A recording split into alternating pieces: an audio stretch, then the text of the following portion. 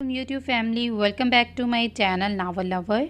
तो आज जो नावल हम स्टार्ट करने वाले हैं वो है मेरा दिल पुकारे तुझे। अगर आप भी कोई नावल पढ़ाना चाहते हैं तो कमेंट्स में ज़रूर बताइएगा। अब नावल की वीडियोस जो हैं वो आपको डेली देखने को मिलेंगी। तो चलिए जल्दी से नावल को स्टार्ट करते हैं। वीडियो को स्टार्ट करने से पहले चैनल को सब्सक्राइब कर दें और वीडियो को लाइक कर दें। इस्माइल सलमान आपका निकाह अरसलान अहमद के साथ बायूस 3 लाख हक महर किया जाता है। क्या आपको कबूल है? मौलवी साहब की आवाज़ उसके कानों में गूंजी थी। इतनी भी क्या जल्दी है आपको मौलवी साहब के दूल्हे के आने का इंतज़ार भी नहीं किया आपने? इससे पहले कि वो इकरार में जवाब देती, जब कमरे में उभरती एक और आवाज़ सुनकर वो अपनी जगह साकत हुई थी। जिस बात का डर था वो ही हुआ था, उस तक पहुंच ही चुका था। इस्माइल ने झटके से चेहरा ऊपर उठाया था, जिसकी वजह से घूंघट की शक्ल में लिए दुपट्टे शानों पर ढलक गया। आहान रज़ा चेहरे पर सर तासरात सजाए इसे गुस्से से घूर रहे थे। असले से लेस गार्ड्स इसके पीछे मौजूद थे। मौलवी साहब, आप निकाह शुरू करें। मेरी बेटी का निकाह अरसलान से ही होगा। सलमान साहब उसे वहां देखकर दिल में मौजूद डर के बावजूद अपने लहजे को मजबूत बनाते हुए बोले। जब सलमान साहब की बात को नज़रअंदाज करते वो शाहाना चाल चलता आगे बढ़कर इस्माइल के साथ बैठी सिद्रा को हटने का इशारा करता उसके साथ जा बैठा। तुम्हारी हिम्मत कैसे हुई यहाँ आने की? और ये? इस्माइल उसकी हरकत पर तईश में आती अभी बोली ही थी कि जब आहान के इशारा करने पर उसके आदमियों ने इस्माइल के पापा और भाई के सर पर बंदूक रखी थी। इस्माइल ने आंखें फाड़े आहान की तरफ देखा था, जो वॉन करती नज़रों से इसे देख रहा था। अपनी ख्वाहिश पूरी करने के लिए मैं कुछ भी कर सकता हूँ। इसका सबूत भी तुम्हें मिल जाएगा अपने बाप और भाई को खोकर। अगर तुमने मेरे साथ निकाह से इनकार किया तो बोलो, तैयार हो मेरे साथ निकाह के लिए? इसकी बात सुनते इस्माइल ने रोती आंखों से सलमान साहब और अहद की तरफ देखा था। बेबसी से सर असबात में हिलाया था। इसके अलावा उसके पास और कोई रास्ता ही नहीं था। इस्माइल, तुम ऐसा कुछ नहीं करोगी। करने दो जो इसे करना है। सलमान साहब गुस्से से आहान की तरफ देखते हुए चलाते हुए बोले। देखिए सर, आप लोगों ने पहले ही फरार होकर जो इतनी बड़ी गलती की है उसकी सज़ा भी बाकी है। मज़ीद कुछ ऐसा ना करें जिस पर आप लोगों को पछताना पड़े। माफ़ तो मैं किसी को करता नहीं हूँ, क्योंकि ये लफ्ज़ मेरी डिक्शनरी में है ही नहीं। आहान ने सख्त लहजे में उन्हें बावर करवाया था। बेटा प्लीज़, खुदा के लिए ऐसा मत करो। मेरी बेटी तुमसे निकाह नहीं करना चाहती। क्यों कर रही हो तुम ज़बरदस्ती? छोड़ दो इन्हें। इस्मा बेगम रोते हुए इनके साथ ने हाथ जोड़ते हुए बोली। वहाँ मौजूद बाकी लोग बिल्कुल खामोशी से अपनी जगह डरे बैठे थे। कोई भी इनके मामले में घुसकर अपनी जान खतरे में नहीं डालना चाहता था। देखिए वालदा साहिबा, आप मेरे लिए बहुत काबिल इज़्ज़त हैं। ऐसा मत करें और इस सब का फ़ायदा भी नहीं है। जब मैं अपनी मर्ज़ी करने पर आऊँ तो मेरी सगी माँ भी मुझे नहीं रोकती, क्योंकि वो जानती हैं कि मैं अपना कहा पूरा कर रहा हूँगा। तो प्लीज़ ये सब करके मुझे शर्मिंदा करने की नाकाम कोशिश मत करें। वो डटाई से बोलता इन्हें खामोश करवा गया था और इस्माइल का दुपट्टा पकड़कर वापस घूंघट की तरह इसके चेहरे पर डाल दिया था। जब इसके इशारे पर मौलवी साहब ने निकाह पढ़वाना शुरू किया और वो कुछ ही देर में न चाहते हुए भी इस्माइल सलमान से इस्माइल आहान रज़ा मीर बन चुकी थी। सुबह बखैर एवरीवन, इस्माइल डाइनिंग टेबल पर आती हुए बोली। इस्माइल, आराम से बैठकर खाना खाओ। ये क्या तरीका है नाश्ता करने का? अस्मा बेगम इसे यूं ही खड़े खड़े जूस का गिलास मुंह से लगाते हुए टोकते हुए बोली। मामा प्लीज़, टाइम नहीं है, मैं लेट हो रही हूँ। इस्माइल जल्दी जल्दी ब्रेड खाती हुई बोली। पापा देखिए अपनी लाडली बेटी की हरकतों को। आप सिर्फ हमें ही डांटते हैं। 15 साला अहद मुंह बनाते हुए इस्माइल के चुगली करते हुए बोला। चुप करके बैठो छोटे। पापा मुझे इसलिए नहीं डांटते कि मैं अपनी ड्यूटी पर पहुंचने के लिए जल्दी कर रही हूं। तुम दोनों की तरह आहिस्ता आहिस्ता नाश्ता करके स्कूल से लेट होने की कोशिश नहीं कर रही। इश्मिल उसे लताड़ते हुए बोली। सलमान साहब उनकी बातों पर मुस्कराते खामोशी से नाश्ता कर रहे थे। आप भी, लेकिन आप इस बात से इनकार भी नहीं कर सकती कि आप बाबा की कुछ ज़्यादा ही फेवरेट हैं। हुमा भी मुंह चढ़ाते हुए बोली, क्योंकि वो दोनों इस बात से बहुत जेलस होते थे कि हमेशा से इस्मिल सलमान साहब की लाडली रही थी। हाँ तो तुम लोगों की बनाना फेवरेट मैंने कब मना किया है, पर उससे पहले अपनी शरारतें कम करनी पड़ेंगी तुम लोगों को, जो कि तुम दोनों के लिए काफ़ी मुश्किल काम है। ओके, मैं जा रही हूँ। इन दोनों ने बातों में लगाकर मुझे मज़ीद लेट करवा दिया। इस्माइल सलमान साहब और अस्मा बेगम का गाल चूमकर उनसे दुआएं लेती हुई उन दोनों को घूरती वहाँ से निकल गई। सलमान साहब और अस्मा बेगम की 3 औलादें थी।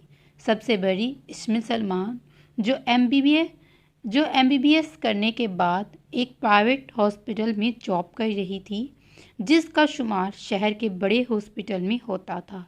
इनसे छोटी हुमा सलमान थी, जो इंटरमीडिएट करने के बाद अब यूनिवर्सिटी में जाने का इरादा रखती थी। सबसे छोटा अहद सलमान, जो मैट्रिक का स्टूडेंट था। सलमान साहब एक सरकारी मुलाजम सफ़ेद पोश से इंसान थे। उनकी ज़िंदगी का गुजर बसर बहुत अच्छे से हो रहा था। वो अपने छोटे से घराने में बहुत खुशहाल और मुतमईन थे। देखिए, आप आईसीयू के सामने गन्स उठाकर नहीं खड़े हो सकते। प्लीज़ आप उस तरफ चले जाएं।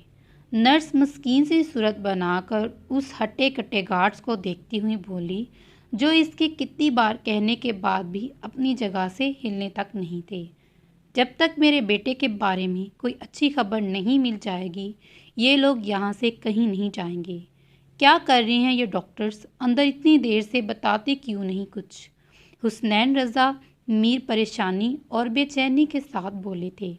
उनका जान से अजीज़ इकलौता बेटा इस वक्त आईसीयू में था। नशे में गाड़ी चलाने की वजह से उसका बहुत बड़ा एक्सीडेंट हुआ था। इत्तला मिलते ही वो अपने भाई फुरकान रज़ा मीर के साथ गार्ड्स को लेकर शहर के लिए निकल आए थे, लेकिन डॉक्टर्स इन्हें कुछ बता ही नहीं रहे थे। किस वक्त से उसकी जान सूली पर अटकी हुई थी। डॉक्टर, कैसा है मेरा बेटा? अब इतनी देर क्यों लग रही है अंदर? डॉक्टर शहरयार और डॉक्टर इस्माइल को आईसीयू से निकलता देखकर हुसनैन रज़ा मीर जल्दी से उसकी तरफ बढ़े। देखिए, उनके बाजू पर काफ़ी गहरी चोट आई है और कुछ कांच के टुकड़े टूटकर बाजू में फंस गए हैं, जिसकी वजह से हमें सर्जरी करनी पड़ेगी। लेकिन अब खतरे की कोई बात नहीं है। इन्हें रूम में शिफ्ट किया जा रहा है। थोड़ी देर में इन्हें होश आ जाएगा। डॉक्टर शहरयार ने तफसील से बताते हुए उनकी परेशानी दूर की। हुसनैन रज़ा मीर सुख का सांस लेते पीछे हटे थे और फुरकान रज़ा मीर को घर में इन्फॉर्म करने को कहा था। जहाँ से कितनी बार फ़ोन आ चुका था, वहाँ भी सब बहुत परेशान थे। घर की औरतों को इस तरह हॉस्पिटल में आने की इजाज़त नहीं थी। इस्माइल, ये जो पेशेंट कल एक्सीडेंट के बाद आया था, कुछ ज़्यादा हैंडसम नहीं है यार। उसकी आंखें ही बंदे को अपना दीवाना बना देती हैं। काश तुम्हारी जगह मेरी ड्यूटी वहाँ लगी होती। सिद्रा उसके साथ स्टाफ रूम की तरफ जाते ठंडी आह भरते बोली, जब इस्माइल इसे बस देखकर ही रह गई। सुबह से 4 डॉक्टर से पहले ही वो ये बात सुन चुकी थी। काश वाकई ही मेरी जगह तुम्हारी लग जाती। क्यों, कल से उसने मुझे तंग करके रखा है। एक दिन में ही मेरा दिमाग ख़राब कर दिया और देखता ऐसे घूर घूर कर है। अगर वो मेरा पेशेंट ना होता तो बताती इसे। इस्माइल दांत पीसते हुए बोली, वैसे डिस्चार्ज कब होना है इसका? सिद्रा उसकी उकताई हुई शक्ल देखकर बोली, अभी तो इसके बाजू का जख्म काफ़ी गहरा है, शायद कुछ दिन लग जाएं। इस्माइल सोफे पर बैठकर सामने पड़ी फाइल उठाते हुए बोली, डॉक्टर साहिबा, वो रूम नंबर 27 के पेशेंट मेडिसिन नहीं ले रहे।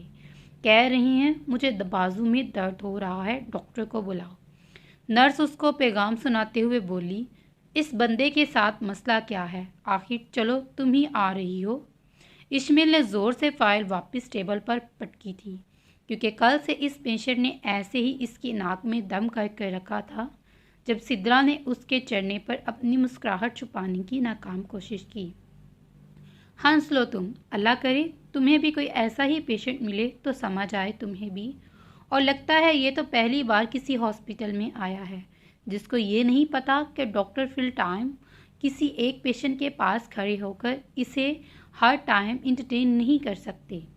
इस्माइल चारा उठते हुए बोली, आहान रज़ा मीर को जब एक्सीडेंट के बाद लाया गया था तो वो नशे में था, जिससे इस्माइल को इसके बारे में काफ़ी हद तक ये समझ तो आ चुका था कि वो किस तबीयत का मालिक है, इसलिए वो ज़्यादा से ज़्यादा इससे दूर रहना चाहती थी।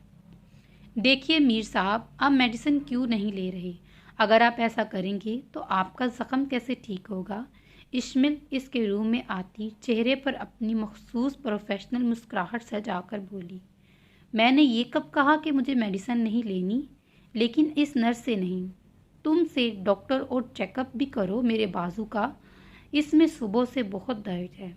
आहान रज़ा मीर इस्माइल के चेहरे पर नज़रें गाड़ते हुए बोले, बेबी पिंक कलर के कपड़ों पर सफ़ेद कोट पहने, सूट के हमरंग दुपट्टे को सलीके से ओढ़े वो सादगी में भी गज़ब ढा रही थी।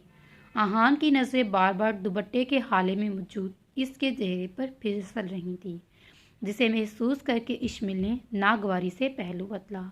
नर्स, मेडिसिन दे मुझे। नर्स से मेडिसिन और पानी का ग्लास लेती वो इसकी तरफ बढ़ी थी। एक दिन में वो इतना तो जान गई थी कि ये शख्स हद दर्जा ज़िद्दी था, अपनी बात मनवाए बगैर नहीं रहेगा। ग्लास पकड़ते इस्माइल का हाथ उसके हाथ से टच हुआ, जिस पर इस्माइल ने फ़ौरन अपना हाथ पीछे किया। मेरा ज़ख्म भी चेक करो। मेडिसिन लेने के बाद अगला ऑर्डर जारी हुआ। मैंने सुबह ही आपके बाजू की ड्रेसिंग चेंज की थी। इस तरह बार बार खोलने से आपका ज़ख्म ठीक नहीं होगा। आप प्लीज़ समझे मेरी बात को। इस्माइल नहायत तहम्मुल से बोली थी, क्योंकि जानती थी कि वो जानबूझकर इसे तंग कर रहा है। तो मैं चाहता कब हूँ कि ज़ख्म ठीक हो। वो इस्माइल की तरफ देखता नर्स की भी परवाह किए बगैर डटाई से बोला, अब आप रेस्ट करें, मैं बाकी पेशेंट को देख लूँ। इसकी बात को यकसर नज़रअंदाज करते वो मज़ीद उसकी कोई भी बात सुने बगैर वहाँ से निकल गई थी। इंटरेस्टिंग, मुझे ये नहीं पता था कि इस बोरिंग हॉस्पिटल में कोई इतनी इंटरेस्टिंग चीज़ भी मौजूद है, वरना बहुत पहले ही एक्सीडेंट करवा कर आ जाता। यहाँ डॉक्टर इस्माइल, तुम जितना मुझसे भागोगी मैं उतना ही तुम्हें अपने पास बुलाऊंगा। इसकी इतनी अजलत पर आहान रज़ा मीर दिल में सोचते हुए मुस्कुराया था। एक्सक्यूज़ मी आहान रज़ा मीर, इस हॉस्पिटल में एडमिट हैं, मुझे उनका रूम नंबर बता दें।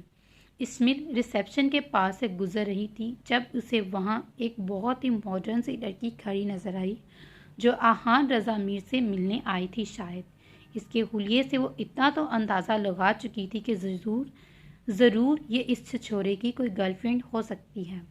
इस्माइल सर झटकती वार्ड की तरफ बढ़ गई थी। डॉक्टर इस्माइल, वो रूम नंबर 27 के पेशेंट आपको 2-3 दफ़ा बुला चुके हैं, आप प्लीज़। अभी वार्ड में वो पहले मरीज़ की तरफ ही बढ़ी थी जब नर्स ने इसे फिर से आहान रज़ा मीर का पैगाम देते बेचारगी से कहा, मैं अभी इन मरीज़ों को देख लूँ फिर जाती हूँ। वैसे भी अभी मीर साहब की ख़ास मेहमान आ चुकी हैं, फ़िलहाल बिज़ी होंगे। वो नर्स को जवाब देती हुई बोली, वार्ड के मरीज़ों को चेक करते उसे तकरीबन 1 घंटा तो हो चुका था। यही सोचकर वो आहान के रूम की तरफ बढ़ी ही थी कि अब तक उसकी वो गर्लफ्रेंड जा चुकी होगी। अब वैसे भी इसकी ड्यूटी टाइम ख़त्म होने वाला था और फिर इसे घर के लिए निकलना था। रूम में कदम रखते ही सामने का मंजर देखकर इस्माइल ने फ़ौरन से नज़रें नीचे की। वो लड़की आहान के पास बेड पर बैठी बिल्कुल इसके ऊपर झुकी न जाने क्या कर रही थी। इस्माइल इस बेहयाई पर शर्म से सुर्ख होती पलटने ही लगी जब आहट पर उन दोनों ने पलटकर दरवाजे की तरफ देखा। अरे डॉक्टर साहिबा, वहाँ कहाँ जा रही हैं? अंदर आइए ना। इसे वहाँ से पलटते देख आहान जल्दी से बोला। जब ना चाहते हुए भी इस्माइल अंदर की तरफ बढ़ी थी, वो लड़की अभी भी वैसे ही उसके करीब बेड पर बैठी थी। तानिया, इनसे मिलो, ये डॉक्टर इस्माइल इतने दिनों से मेरे बहुत अच्छे से ख्याल रखती हैं। आहान इस्माइल के लाल पड़ते चेहरे को बगौर देखे तानिया को बताते हुए बोला, और अब मैं समझी आहान रज़ा मीर का हॉस्पिटल से डिस्चार्ज होने पर दिल क्यों नहीं चाह रहा। तानिया भी इश्मिल का सर से पैर तक जायज़ा लेते हुए बोली, उसे इस डॉक्टर की खूबसूरती एक आंख नहीं पाई थी। तानिया आहान की सबसे करीबी दोस्त थी और इसे बेहद पसंद करती थी। कुछ दिनों से आउट ऑफ कंट्री होने की वजह से वो आहान से मिल नहीं पाई थी, इसलिए आज वापस आते ही सबसे पहले आहान के पास आई थी। वैसे काफ़ी अक्लमंद हो तुम, इतनी जल्दी समझ गई। आहान उसकी बात पर मायनी खेजी से मुस्कुराया था। इसका जवाब तानिया को बिल्कुल अच्छा नहीं लगा था। उसे इस डॉक्टर से अजीब सी जेलसी महसूस हुई। ओके आहान, अब मैं चलती हूँ, जल्दी से ठीक हो जाओ तुम। इस तरह बेड पर लेटे बिल्कुल नहीं अच्छे लगते। इससे पहले कि इश्मिल उनकी बातों पर इन्हें टोकती, तानिया अपनी बात कहती उठी थी। एक बार फिर झुककर आहान के चेहरे पर बोसा देती वहाँ से चलेगी, जबकि इश्मिल दिल ही दिल में इसकी हरकत पर अस्तगफिरुल्लाह पढ़कर रह गई। लेकिन मगरिब की पैरवी करते वो लोग इतने आगे निकल चुके थे कि उन लोगों के लिए शायद ये एक आम सी बात थी। इश्मिल खुद भी जल्दी से उसका चेकअप करती हुई वहाँ से निकल गई। तो चलिए फिर इस नावल को यहाँ पे ख़त्म करते हैं। मिलते हैं अगली वीडियो में। तब तक अपना बहुत सारा ख्याल रखिएगा। अगर कोई भी नावल आप पढ़ाना चाहते हैं तो मुझे ज़रूर बताइएगा।